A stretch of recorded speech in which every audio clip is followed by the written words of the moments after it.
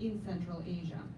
So for many observers in the West, Central Asia has this kind of unfortunate reputation of an exporter of radicalized extremists, and domestically it's also known as a place of death and violence fueled by the heroin markets. And it is largely due to a series of terrorist incidents carried out by Central Asian natives in 2017, 2018, including an attack in Istanbul on the New Year's Day, 2 attacks in April of 2017, one in St. Petersburg's subway, another one in Stockholm, and more recent one in October of 2017 in Manhattan.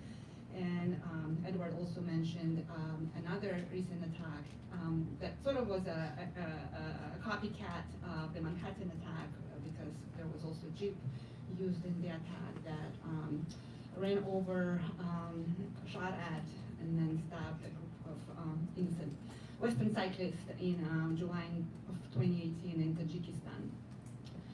And Central Asia seems to evince many of the factors or conditions that are typically associated with radicalization and terrorist violence, including repression, rampant corruption, low social mobility, and so on and so forth. However, as Edward pointed out, there's this interesting puzzle that inside of Central Asia, there have been surprisingly few terrorist attacks.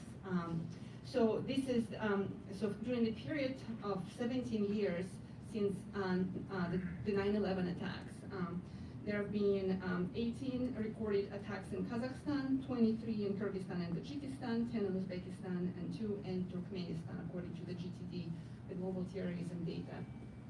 I would argue that even outside of Central Asia, Central Asian natives committed very few terrorist attacks as well.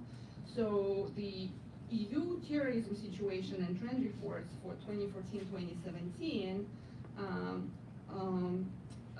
argue that Central Asians were involved only in one of the 65 terrorist attacks that took place in the European Union during that period of 2014-2017.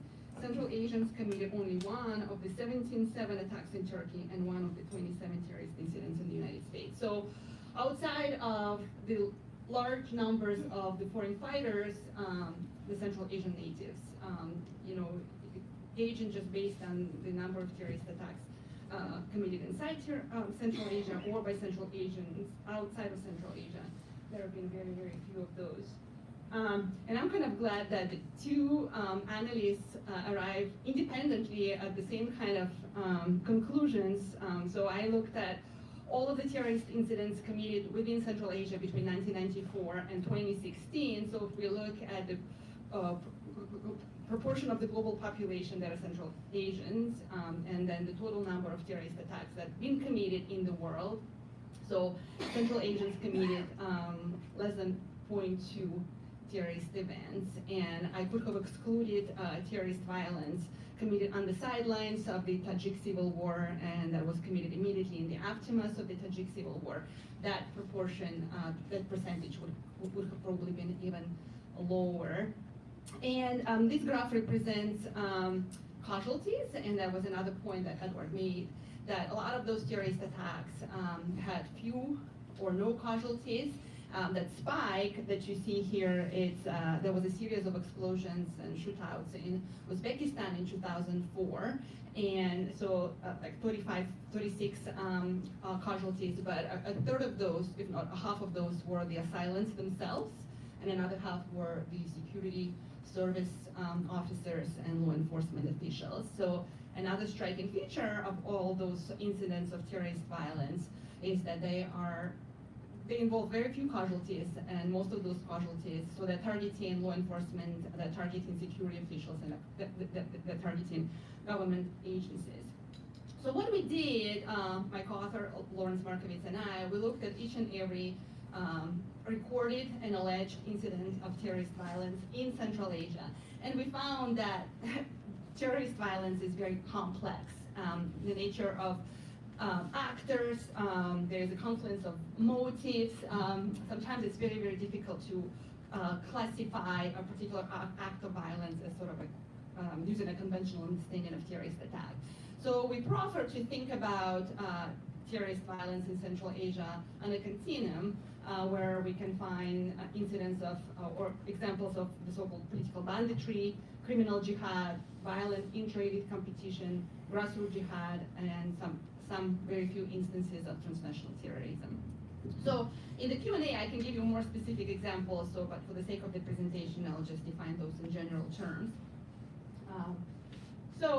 Political banditry includes a range of attacks targeting businessmen turned politicians or law enforcement officials with the alleged ties to organized criminal activities. So we've seen quite a number of those assassinations in Kurdistan in particular, where we've had a history of athletes who became very, very wealthy, and then they became the politicians. And some of those attacks, assassinations, they're criminal in nature, but because of the connections of those businessmen / politicians to the decision-making process that influence the well-being of their competitors. A lot of those attacks also have political motivation. So the second group that we call criminal jihad is represented by a number of incidents, mostly in Kurdistan and Kazakhstan, where former criminals perpetrate violence under the cover of jihad, or radical groups attempt to recruit members with criminal past.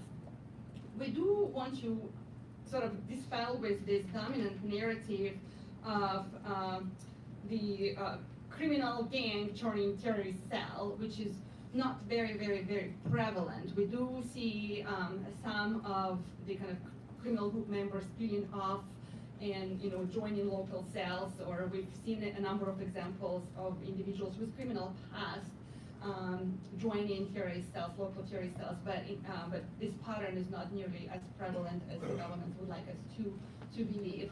And this conclusion applies to another very popular narrative of radicalization in prisons. We do not have compelling evidence to corroborate that narrative. Why? Because arrest sweeps tend to pull in large numbers of individuals for trumped-up charges, and many of those in prison are jailed on flimsiest of evidence, and therefore they cannot be considered as either radical religious proselytizers or hardened criminals. So again, there are instances, but this pattern of criminal jihad is not nearly as prevalent as the discourse, especially the official discourse in Central Asia, seem to suggest. There is also violent intra-elite competition over political power, control of economic resources, and in some instances, illicit activities such as drug trafficking and other types of smuggling. So the inter-ethnic violence that took place in the summer of 2010 in the aftermath of the Kiev ouster really didn't have much to do with terrorism, but there were a series of violent attacks that had political motivation. So for example, the explosion that took place in November of 2010 outside the Bishkek Sports Palace, which was the venue for a trial of those accused of ordering and carrying out violence during the April 2010 anti-Kiev protest, clearly fits into this category. Just like the intra-elite competition in Tajikistan, where we know that the government of Emomali Rahman has been struggling to assert control over regional networks of local politicians, security officials, and former militants. Many of those are also many of those have access or control of the drug trafficking and smuggling routes. So the largest category of the so-called terrorist violence is the one that we call grassroots jihad, or localized insurgencies. And what distinguishes this group is that there is typically a clear ideological motive, and there is an attempt to present this violence as part of global jihad. But despite this attempt to present this violence as part of global jihad, we still think that this violence is driven by local causes and sources rather than externally driven. And other analysts, as well as us, we make this conclusion on the basis of the following features that characterize all of these attacks.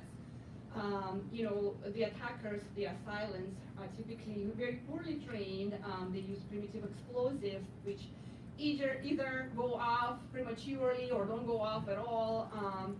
These attacks almost always target government officials, military or security law enforcement officials. There is usually some inconsistency between, so if, for example, if it's an Islamic Jihad Union that claims the attack, there's an inconsistency between how Islamic Jihad Union carries out these kinds of attacks overseas versus the nature of the attacks in Central Asia. And there's almost always an inconsistency between the timing of the attack and when it's claimed by, for example, the soldiers of Caliphate. Another example that fits into this category, that series of explosions in late October 2011 in Aturau, Kazakhstan, claimed by the soldiers of Caliphate. So there's also an inconsistency between, when the attack takes place, when the claim is related to this attack, and what we as analysts know about what is going on with that particular group on the ground. So, and I'm not going to dwell on these kind of imagined groups like Jayash al-Mali in Kyrgyzstan that the Kyrgyz authorities announced was present in Kyrgyzstan in 2011. And there are very, very few attacks that are committed by transnational or regional terrorist groups. And examples of those include attacks on the embassies that's been blamed on, for example, East Turkestan movement. All right, so what are the key takeaways? So what, right, and what do we do about it? The key takeaway is that the nature of non-state violence in Central Asia takes varied and complex forms, and because of that, it belies the simple depiction of terrorist violence. Okay? Second, most of the terrorist attacks have been rare and small scale, and even those infrequent terrorist incidents, they've been disputed in terms of the identity of the perpetrators, their motives, and links to other, especially global actors. If there are any connections, those connections are tenuous. Third, all of this is not to trivialize the threat of violence in the region. The threat of violence in the region exists, okay? For the most part, what we're trying to say here that this threat is rooted in tensions that arise from historically contingent competition for resources and power at the local level. So the sources of this grassroots jihad groups, local insurgencies are local rather than global in nature. I would also like to think about this violence as part and parcel of the broader societal violence that take place at home, in the streets, and within communities. And so recall that continuum that I presented at the beginning of the presentation. I believe because so the violence can kind of go back and forth. It may change and modify its form. Criminals may move in the direction of criminal jihad, or later on in the direction of grassroots jihad, and back. So, I think it's instructive to think about this violence as part of and parcel of broader societal violence that involves criminal violence, intercommunal violence, and more. And I've always been a scholar of counterterrorism, but I've arrived at the conclusion that the one-size-fits-all counterterrorism policies are not going to work in this case. And what's necessary is a profound shift from a focus on counterterrorism to countering violent extremism, CVE programs, addressing the conditions and reducing the factors that most likely contribute to recruitment and radicalization of individuals. More importantly, these CVE efforts have to be integrated into the broader programs related to public safety, resilience, inclusion, and violence prevention. And I would argue that that latter currently does not exist in the region. Some of this work, some of the CVE work has been happening across countries of the region, mostly spearheaded by the non-governmental organizations, but this work has been ad hoc rather than strategic. It's been underfunded, and it has not received a sincere buy-in from the governments. There have been very few internationally funded, championed by the foreign organizations projects that are regional in nature. The only one that I could find was the UNODC program in Central Asia. It's called the Central Asian Network for Preventing and Countering Violent Extremism, that was launched last May. But there have been very few things done in that realm. And so one of the striking features of violence in Central Asia and by Central Asians is that it has been predominantly committed by young adults. So when we looked at all of the available information on the backgrounds of the assailants or perpetrators of violence, the majority of the so-called extremists are in their early and mid-20s. The Central Asian republics are young. Young not in the sense that they just recently acquired their independence, but if you look at the demographics pyramids, there are youth bulges. So in Tajikistan, for example, more than 2/3 of the population are under the age of 30. More than 2/3 of the population are under the age of 30. And in Uzbekistan, 56% of the population is under the age of 30. The last decade has also seen a growing male-to-female imbalance. So there are more males than females. And we've seen more educated females and also some changes towards more service-providing sectors of the economy. Why does it matter? Well, it matters because these societies are both young and conservative, with young men facing a challenge of fulfilling their socially circumscribed and gendered roles. Yet many are unable to find employment, or they lack the skills and education needed to compete in an often service-oriented workforce. These are the individuals, as we've talked in the previous speaker talked about all these perceptions of discrimination. So these are the individuals who have borne the brunt of decades of state corruption, poor governance, repressive regimes. Another important element that we found in our work is that many of these individuals lack religious literacy. Again, going back to the most recent example of terrorist attack in Tajikistan in July of 2018, those individuals did not go to mosque. They did not receive the formal education that you would, think these perpetrators would have. So many also lack religious literacy. So the only way to mitigate the threat of violence, either in Central Asia or by Central Asians in other parts of the world, is to focus on measures that improve economic mobility, remove discrimination and perceived marginalization deriving from economic inequality, and providing a sense of hope and inclusion. And I know it's big words, it's easier to say than done, but I think we need to start by changing the discourse, because there's been a lot of emphasis placed on counterterrorism rather than the city efforts, and we need to give it a try.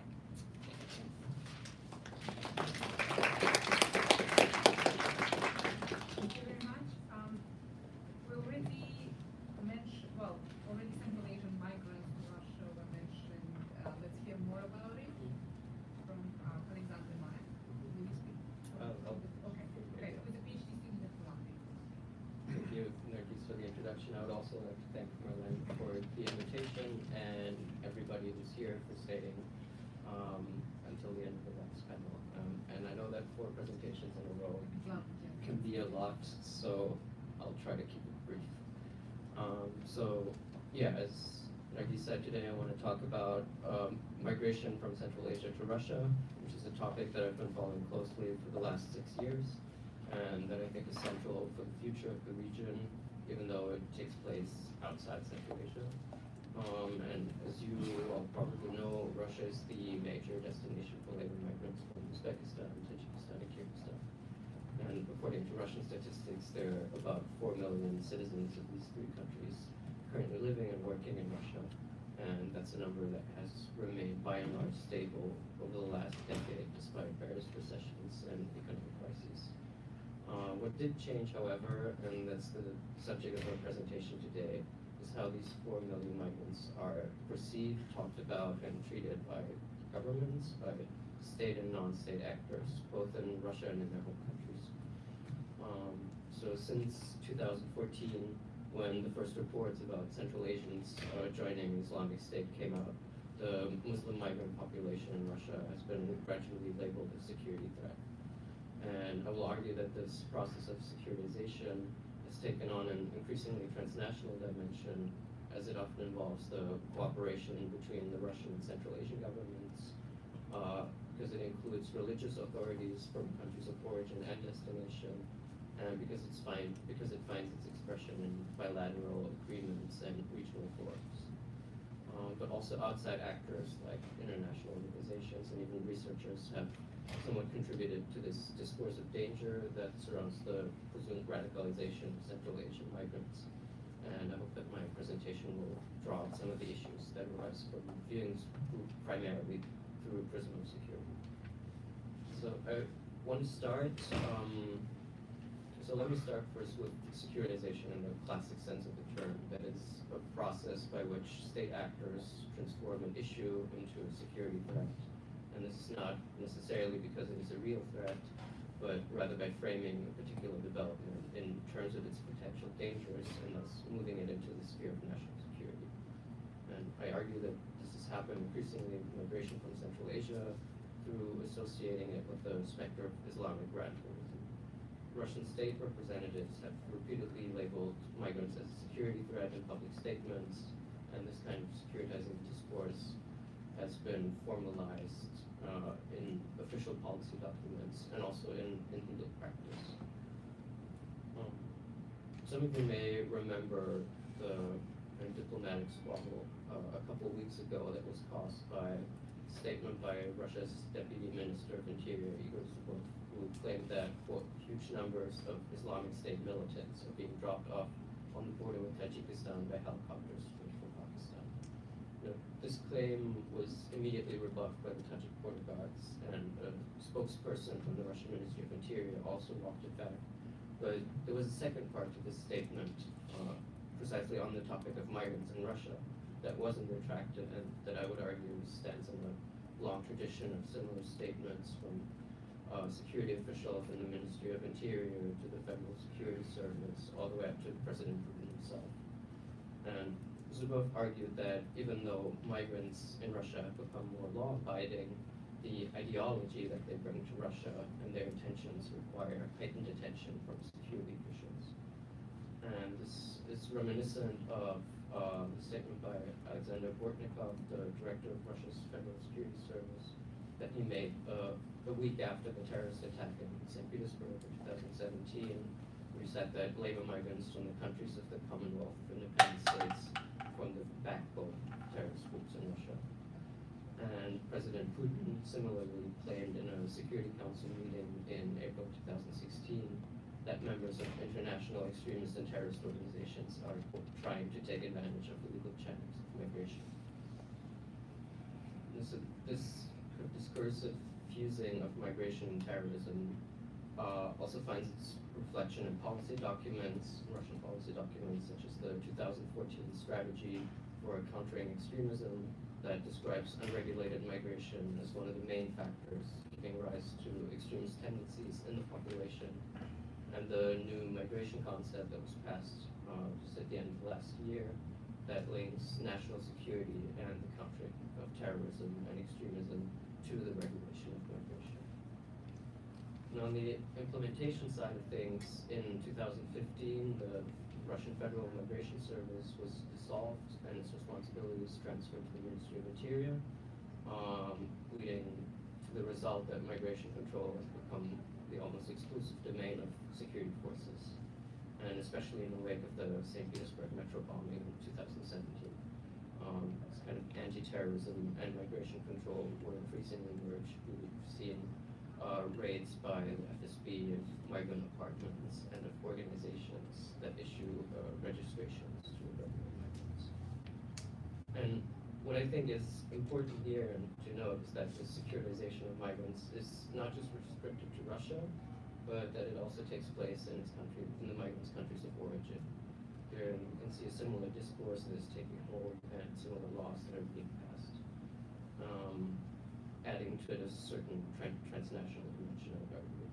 Central Asian governments are developing policies to address concerns that aren't exactly identical to those of Moscow, but that still allow them to cooperate on these issues of national security. To give a couple of examples, in Kyrgyzstan, Deputy Chief of the Counterterrorism-focused 10th Main Directorate of the Ministry of Internal Affairs identified labor migrants, or rather labor migration, as one of the main channels for the radicalization of Kyrgyz youth. And the Kyrgyz government program on countering extremism and terrorism similarly notes that, quote, the insufficiently productive approach adopted by the Kyrgyz Migration Service to address the problems of migrant workers made young people a vulnerable target for international extremists and terrorist movements. In Tajikistan, in addition to fears of radicalization at home, the recruitment of Tajiks by ISIS has also led to a sort of change in approach that involves cross-border security activities like extradition requests, abductions, and the use of Interpol red notices, something that co-panelist Ed has followed closely. And Memorial, a Russian human rights group, has also documented similar practices on the part of Uzbek authorities, who also use extradition requests to persecute regime critics, and thereby frequently making charge of trumped-up charges and confessions that were obtained through torture. Although I would argue that these developments are indicative of an increasingly close security cooperation that targets Central Asian migrants, this by itself is not without its precedents. What I think, though, is something that's distinctively novel and interesting to follow is the collaboration between Central Asian and Russian religious authorities and their involvement in issues of national security to counter and prevent the radicalization of migrant workers. Russia has repeatedly welcomed and even requested the contribution of not only its own imams, but also that their Kyrgyz, Tajik, and Uzbek counterparts to address the spread of radical interpretations of Islam among migrants. And in this capacity, religious authorities make religious practices and beliefs a security concern, then gets taken up by state officials and is frequently used to justify repressive state practices. And I think in order to understand the stakes of this, it's important to say a bit more about the relationship between state and Islam in the former Soviet Union and the peculiar brand of secularism in post-Soviet countries. So all the countries that I discuss here have a dual structure for the oversight of religion. There's on the one hand a government institution, and on the other side a formally independent institution headed by a religious authority. And kind of this dual structure is to a certain extent a holdover from the Soviet Union, and their approach to Islam is something that needs to be carefully managed and controlled, is also Soviet legacy, together with the idea that there's something like a nationally specific and traditional version of Islam in each of the post-Soviet countries. Now, this national approach runs into problems, obviously, in the context of transnational migration, where Muslims from Central Asia encounter all sorts of interpretations of Islam that aren't necessarily identical to the ones they're used to at home. And the Tajik government has long perceived this as a potential threat, has banned the study of Islam abroad and called all Tajiks study at madrasas outside the country to return home. And similarly, in the case of labor migration, has been actually in the case of the labor migration, it's been the Russian side that has been pushing for more cooperation so that Central Asian migrants can receive religious instruction in their native languages from certified religious authorities. And Kyrgyzstan is often described as somewhat of a poster child for this sort of cooperation, and its efforts have frequently been lauded by the Russian Council of Muftis as something that Tajikistan and Uzbekistan should emulate. The Muslim Spiritual Administration of Kyrgyzstan has opened 2 offices in Russia, in Moscow and in Omsk. They frequently organize visits by Kyrgyz imams to Russia and give lectures in Russian mosques. And according to the Moscow representative of the Kyrgyz Muslim Spiritual Administration, they're actively involved in preventing the spread of radical beliefs among the Kyrgyz population. Now, Russia's Muftiat has called on its Uzbek and Tajik counterparts to follow this example, but while they've seem to have had some sort of success with Uzbekistan, Tajikistan had to be effectively pressured into organizing a visit by imams to Russian cities with large Tajik communities. And this took place in October 2017 after repeated requests by high-ranking Russian muftis to assist them through sending qualified imams to Russia were ignored by the Tajik side.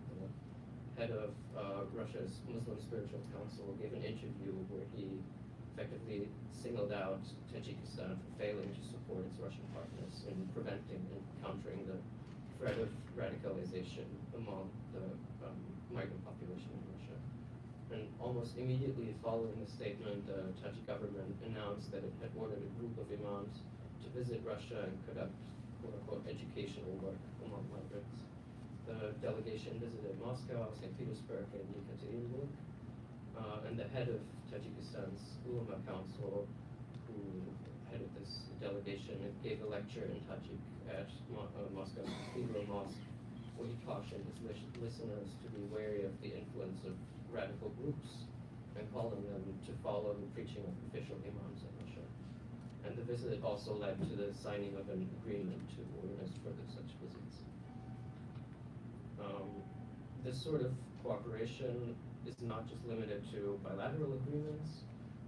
There's a regional approach that's developing in the platform of the Spiritual Silk Route, which is a multilateral conference that was initiated by Russia and involves the participation of representatives of Muslim groups from Russia, China, Tajikistan, Uzbekistan, Kazakhstan, and Kyrgyzstan, and that has set itself the goal to fight extremism on the ideological front. And Russia's representative at the conference has described it as a spiritual counterpart to other more security-focused regional groupings like the Shanghai Cooperation Organization and the Collective Security Treaty Organization. And to recap, we see that a range of new actors are involved in dealing with the issue of migrant radicalization. In Russia and Central Asia, religious authorities are being enlisted by the government to counter the perceived threat of religious extremism spreading in migrant communities. And increasingly, this is becoming a cross-border exercise where cooperation between state and non-state bodies responsible for religious oversight is being formalized. And this, I would argue, is the second transnational element of securitizing migration between Russia and Central Asia. And the third and last one is the role that researchers, experts, and international organizations play in framing migration from Central Asia as a security issue. Since reports started to appear that many, if not most of the Central Asians fighting in Syria and Iraq had previously worked in Russia, a number of research projects, many of them funded by Western governments and international organizations, started to investigate the link between migration and radicalization. I myself have contributed to such a study, which has made me aware of how easily this issue can be politicized. And the study, like most of the others, arrived at the conclusion that there is at best a tenuous link between migration and concrete acts of radical violence. And in fact, the problem that most of these studies face is that due to the sensitive nature of the subject, it's almost impossible to interview people who have become radicalized to understand the processes that led to it. Instead, these reports frequently rely on second-hand accounts by other migrants or use expert statements that, in effect, can risk to reproduce the stereotypes and thus kind of reinforce the rhetorical link between migrants and radicalism. So this kind of scholarship can take on a life of its own and can help frame the issue of migration as a security threat that can get taken up by state actors in Central Asia and Russia. To end with some concluding remarks, even though it seems like ISIS has been defeated and the number of high-profile incidents with Central Asian involvement appear to be on the decline, it's unlikely that the securitization of migrants from Central Asia will cease anytime soon. Quite on the contrary, as I've outlined, this securitizing discourse is increasingly finding its way into policy documents and laws, both in Central Asia and Russia. And this is probably because migrants serve as the ideal scapegoat due to their marginal status in both their countries of origin and destination, but also because, as we've seen, the question of migration, because it's a hard transnational issue, lends itself to the transnationalization of security cooperation. And because this issue has been framed as a problem of radical Islam, it led to the close involvement of religious authorities in questions of national security. This kind of securitizing discourse can have a negative impact on the way a host society perceives migrants, and it can also reinforce their marginalization with many potential negative effects. So I would argue that researchers should be cautious not to further exacerbate this trend. I unfortunately don't have the time to go into examples of recent really great scholarship on the relationship between Islamic beliefs and practices among Central Asian migrants in Russia and migrant religiosity, but there's a growing literature on this topic, and I would argue that due to the risks and limitations of research on these politically motivated issues, scholarship driven by theoretical questions about the relationship between migration and religion promises to hold more useful insights both for researchers and policymakers.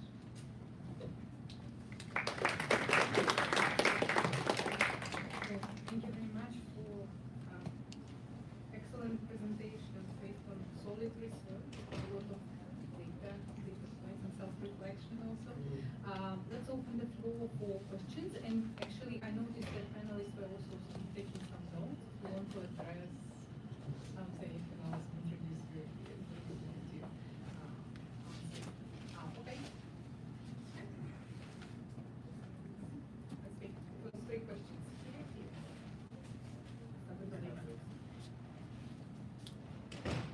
Please introduce yourself. Hello, my name is Helen Lechner. I'm a security analyst at a company called WorldAware. I wanted to address the point made earlier in the presentation about one reason why radicalization has been difficult in a lot of Central Asian countries is that the recruitment networks have not been as widespread or strong. I would like to dig into that deeper and see if you have any comments on, since social media has been, and also apps and phones and social networks have become more popular as a way to spread messages and potentially recruit individuals. Since a lot of countries in Central Asia, there have been history of government controlling or even sometimes censoring what is happening on these social networks. Do you think that the government controlling these social networks has influenced how this issue is recruiting people through social networks?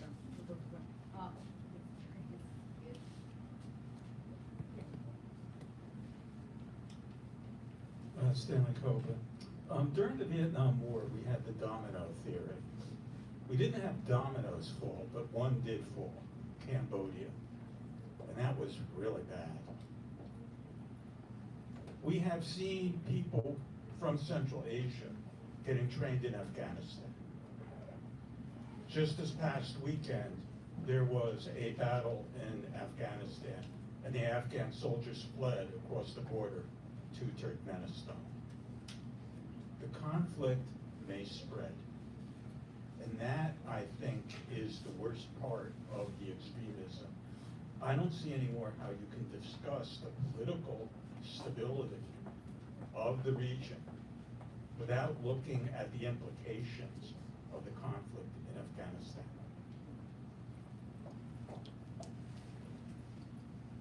Okay. Yes. Hi, my name's Abi Goyle. Two quick questions, if I may. Dr. Nasruddinov has written a lot about non-violent religious organizations operating in the region, like Tablighi Jamaat, that tend to be pretty apolitical. And I'm wondering about relations between these organizations and the state, any given Central Asian state or Russia. And I know you say that they're apolitical, but I'm curious as to whether they advocate for themselves, and to what do they appeal when they argue for their right to operate in any given country? How do they make the argument for themselves? Then my second question, a lot of these Central Asian countries are affected by Russian media. And I'm curious about how home country perception of their own citizens abroad is affected by a Russian-dominated perspective of these migrants. Thank you. Okay. Let's take these three questions and then we'll move to this. Who wants to address the radicalization Central Asian? So I guess I'll take the first two questions. So in terms of sort of changing networks, social media, like across the post-Soviet space, if you went back to sort of 2014, 2015, on OK.ru and VKontakty, which is sort of prominent Russian language social media, there were lots of accounts. You could go online, you could find a lot of content. I probably should have sort of archived most of it, but back then it was all in the pub. Since those sort of the Russian government and the Central Asian governments have cracked down on those networks, most of the sort of online recruitment's gone to more secure networks, Telegram, WhatsApp, other messaging services, and it's still possible to map those networks, but often you need to sort of find ways to access those, be accepted into closed groups, etc., etc. So it's become a lot more difficult for people without guidance to access those social media accounts. And in general, I think groups in Afghanistan are putting out less material than Islamic State was at its peak in 2014, 2015. In terms of the question on Afghanistan, I agree that we can't understand dynamics of regional security without Afghanistan. I think we've seen a number of spillovers, such as the one you referred to, in which often sort of drug trafficking groups, sometimes militants, have sort of ended up crossing over the border into Central Asia. There have been shootouts, people have been killed. I put together the number of violent incidents on the Tajik-Afghan border for a report for the Kennan Institute, and the number has doubled since sort of 2014, when ISAF started sort of withdrawing from Afghanistan. And certainly the difference between the Taliban and Islamic State that I didn't mention in my presentation is ISKP specifically talks about northern expansion, whereas the Taliban has always sort of said, its expansion stops at the Amur Darya River, that separates Afghanistan from the rest of Central Asia. So I think there's certainly the threat of spillovers. Thus far they've been sporadic, short-lived, and sort of no militant group has managed to do what the Russian security analysts in particular have been talking about, actually gain territory in Central Asia. But I think theoretically the threat exists, but we've seen, for example, last summer there was an Islamic Jihad Union group of about 100 who were very close to the border with Turkmenistan, and they all ended up surrendering to the Afghan security forces.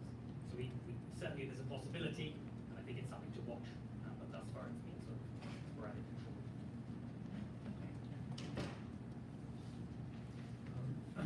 Yeah, I would like to add a little bit to the first question.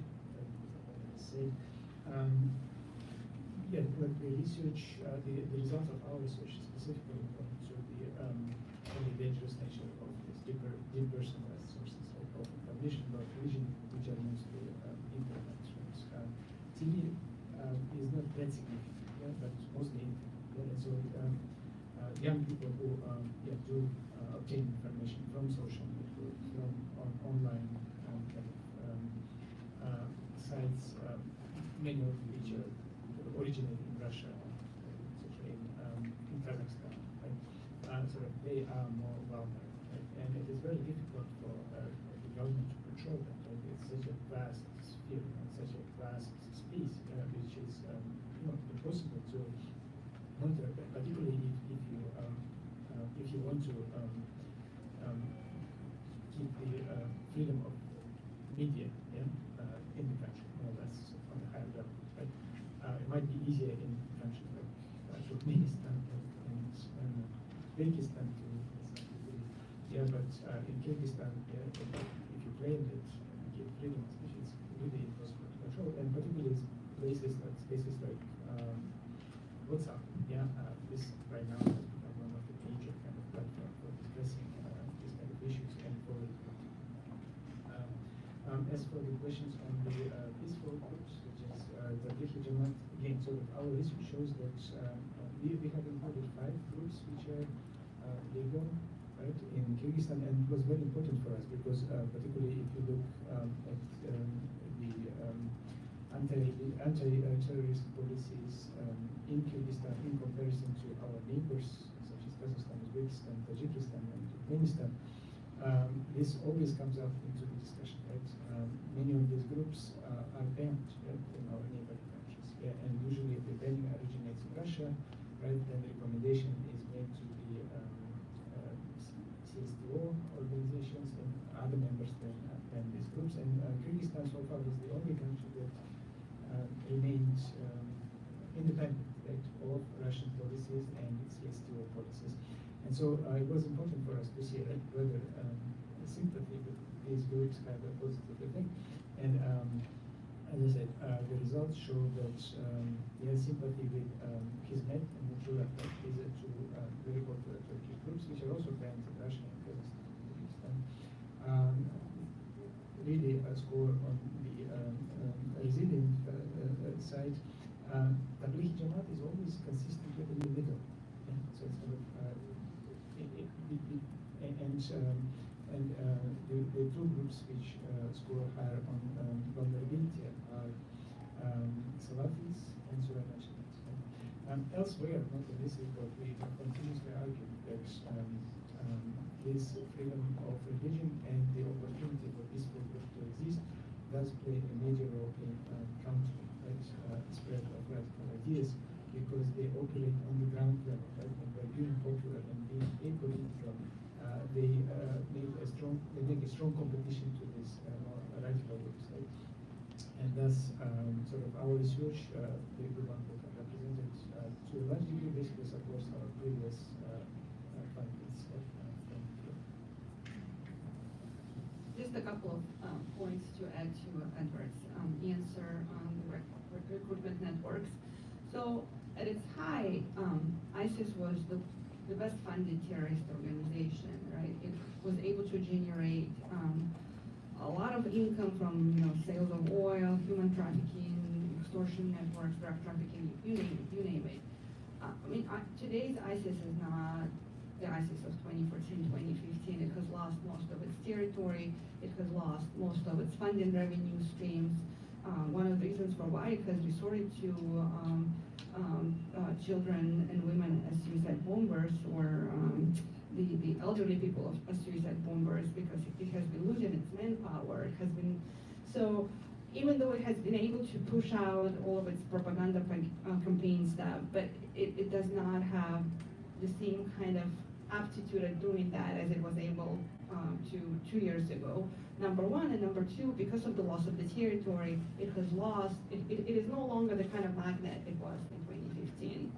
So this is all to say that in Central Asia, there have not been either regional or transnational networks with the kind of mobilization potential as ISIS was in 2015. IMU, or Islamic Jihad Union, both organizations have evolved internally and diversified their cadres. Central Asians no longer constitute the bulk of the fighters there. So, yes, they still draw Central Asians, but I don't think that they constitute the kind of mobilizing force that is necessary to recruit across the region. Which is not to say that the recruitments don't take place, but they are very much localized, and they can still be inspired by the online propaganda. But I really, and there are many other obstacles. Language is one of them.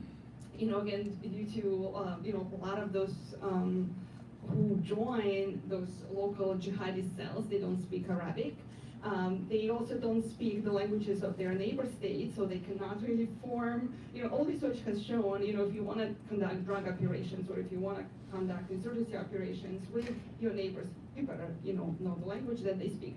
So on the one hand, there are, lots of precursors to this kind of localized recruitments, and, the possibility of lone wolf attacks, or attacks like the one on cyclists last summer in Tajikistan, but there are also lots of obstacles to kind of that region-wide recruitment campaign. As far as the spillover of conflict from Afghanistan is concerned, the threat has been there for a very, very long time. The same obstacles to effective counterterrorism, counterinsurgency, and law enforcement, especially on the border of Tajikistan and Afghanistan, are the kind of obstacles that prevent those drug traffickers or insurgents' quick advancement into the territory of Tajikistan. Russia, China, and the Tajik authorities, they've been practicing countering this kind of insurgency for a long time. I mean, you know, and I don't know how successful they will be if such a spillover takes place, but they've been reinforcing the 2001st Motorized Division there in Tajikistan. So again, this is not to trivialize or neglect the threat, but I also want to be kind of on the cautionary side to not exaggerate the possibility of such a spillover. And I can address the question about the perception of migrants. I think it's a really great question, and I'm not sure if I can speak to it very confidently, but based on my own experience and what I've read, I think a lot of it depends on who you ask, especially in rural communities. A lot of people who have family members living abroad are aware that they're effectively their lifeline, and that you probably wouldn't find the same kind of like negative caricatures of what the average migrant is like among these groups. It's probably different in like large cities in Central Asia where people are less likely to have a family member or even someone they know who lives abroad.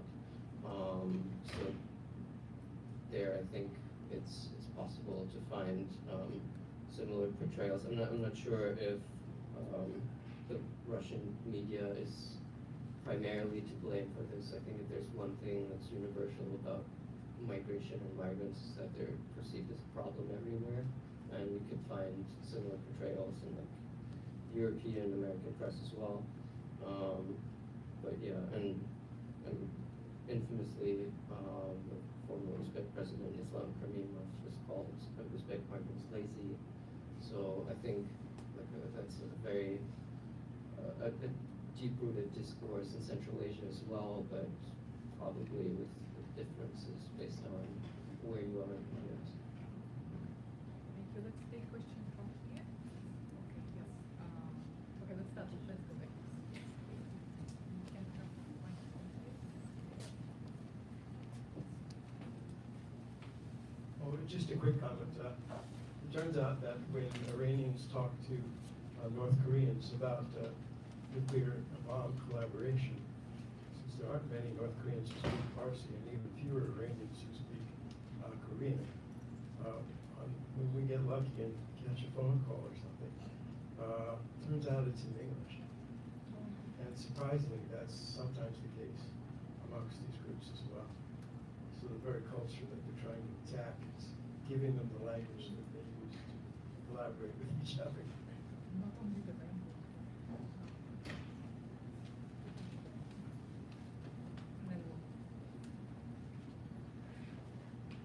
Hello, thank you. I'm Sasha Zoda from Georgetown University. What successful de-radicalization strategies the central governments have taken, especially Tajikistan?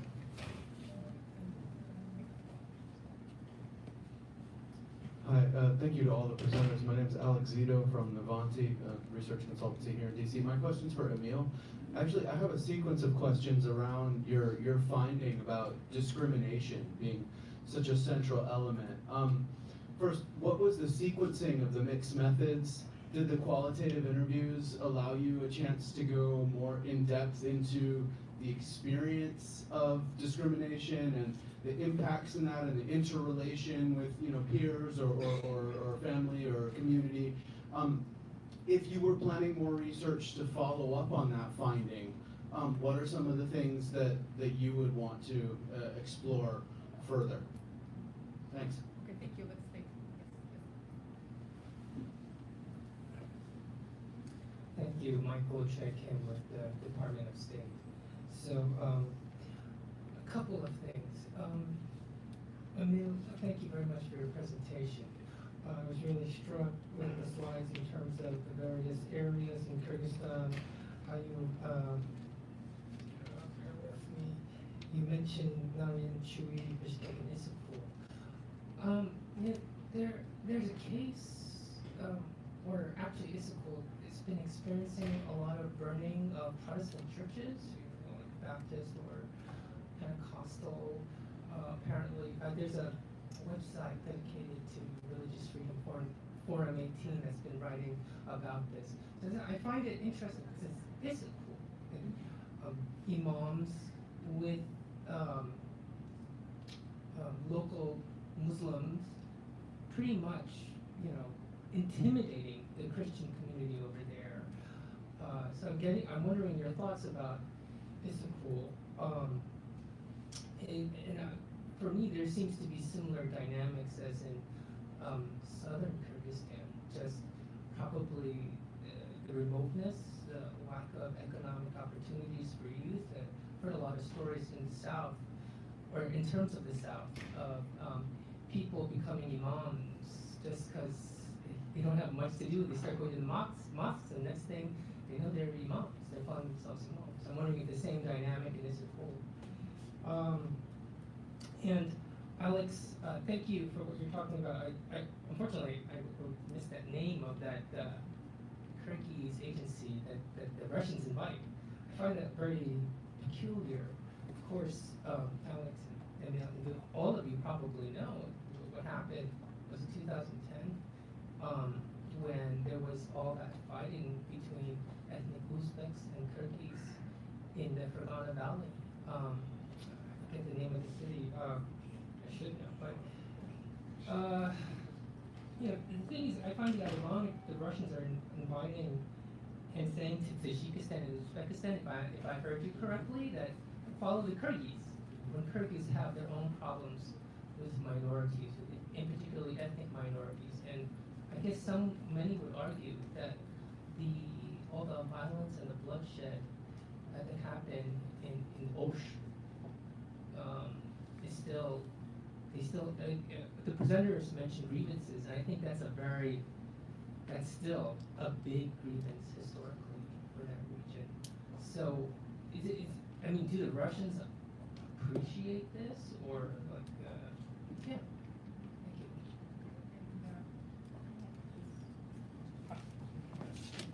And then there's Dr.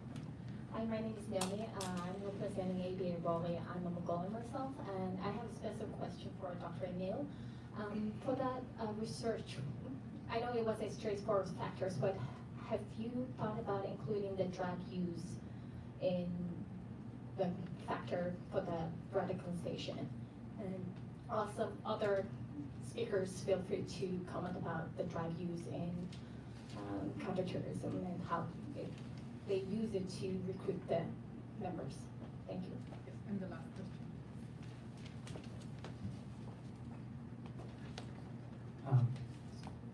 My question is it's based on something Professor Moisheva said, but perhaps the other panelists have something to weigh on as well. You said civil society are some of the main people doing CV work. My question is just who's doing it well, where are they doing it, and what are they doing that's effective, if anyone's doing it well at all. Shall we go with About the question of cooperation between Kyrgyzstan and Russia in the religious sphere. So the institution is called the Spiritual Administration of Muslims in Kyrgyzstan.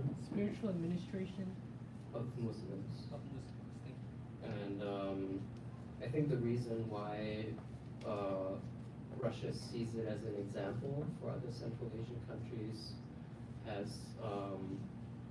more to do with the fact that the Kyrgyz have been willing to cooperate and have actually established 2 offices in Russia, which I think has to do with the relatively more freedom regarding religion in Kyrgyzstan. And I'm not sure where you see the link to the violence in Osh, but I don't think that's something that even the Russians would see as exemplary or anything. I think this is purely related to the religious sphere and the willingness on the Kyrgyz part to actually organize these events in Russia by sending religious authorities, imams, and organizing even religious holiday celebrations in Moscow and other cities. Thank you. So my colleague Lawrence Markovitz and I, we've done research and published on the drug trafficking terrorism connection in Central Asia. We do find, so first like at the general level, at the level of the state or the state provinces, so if we look kind of, if we use the cross-sectional analysis, just by looking at, you know, the seizures of opioids and heroin, and how it is associated with terrorism patterns, we do find a strong correlation, a positive correlation that suggests that